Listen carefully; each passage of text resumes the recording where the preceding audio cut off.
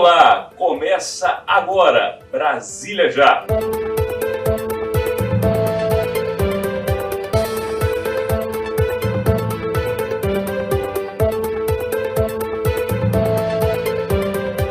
As notícias do poder e os bastidores da política.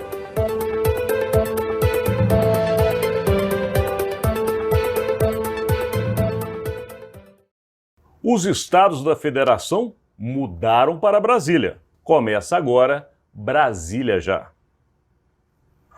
Bom dia, Rodolfo. Bom dia, Alexandre. Bom dia, amigas. Bom dia, amigos. Estamos aí com uma terça-feira cheia, porque nós temos um país que é formado por 27 estados. Desses 27 estados, 18 deles estarão hoje representados na capital federal. E representados, alguns deles pelos seus governadores, outros pelos seus vice-governadores. E qual é a pauta? Reforma tributária. Lembrando a você que a reforma tributária saiu aprovada da Câmara, foi para o Senado, onde agora está sendo tramitada. O relator, que é o senador Eduardo Braga, do MDB do Amazonas, prometeu uma série de reuniões públicas, e é justamente essa reunião que acontece hoje. Por quê? Os governadores é o ponto central, podemos dizer até o ponto mais sensível dessa questão, porque é onde está tendo maiores resistências, pelo menos por parte de alguns governadores. Mas vamos lá, Rodolfo Lago tem boas informações para levar para a gente. Pois é, então hoje o Senado vai passar o dia inteiro nisso, quer dizer, a reunião vai ser lá no plenário do Senado, não vai haver sessão deliberativa justamente para que essa reunião ela transcorra lá o dia todo. Então, 18 governadores já confirmaram a presença, eles vão se reunir em regiões, divididos em regiões, para que os governadores não precisem passar o dia inteiro ali, né? E essa é considerada talvez ali a reunião prévia, a reunião de discussão da reforma tributária no Senado, a mais importante delas, né? Pela presença desses governadores todos. E qual é o ponto central aí nessa discussão, Alexandre? O ponto central nessa discussão é a formação do chamado Conselho Federativo. O Conselho Federativo vai ser um órgão criado que vai definir como é que esses recursos dos tributos vão ser distribuídos entre os estados. Porque há uma mudança básica, principal, que todos esses tributos sobre consumo eles passam a ser recolhidos no destino. Então, nesse sentido, então, tem que se ver como é que vai ser feita essa distribuição. Lá da Câmara tinha saído uma ideia de que esse conselho fosse proporcional ao tamanho dos estados. Os estados maiores, mais populosos, teriam maior peso. Os estados menores reclamam disso e querem agora, nessa etapa lá no Senado, fazer uma mudança disso.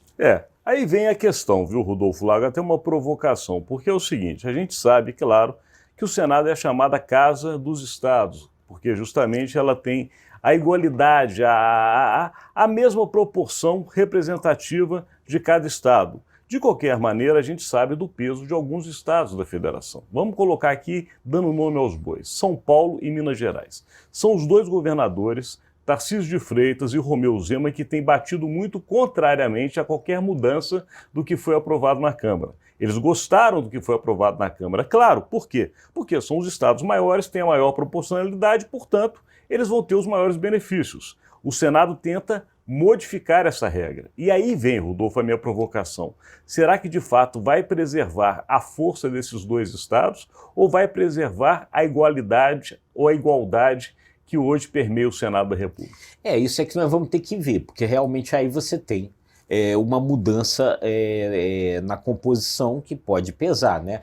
A Câmara, né, ela é proporcional ao tamanho dos estados. Os estados maiores têm bancadas maiores. Lá no Senado, todos os estados têm a mesma bancada, tem 3 senadores, então podem se unir, né? Estados do Norte, do Nordeste, alguns outros menores, por exemplo, o Espírito Santo, que fica na região Sudeste, está junto com os estados do Norte e do Nordeste nessa discussão.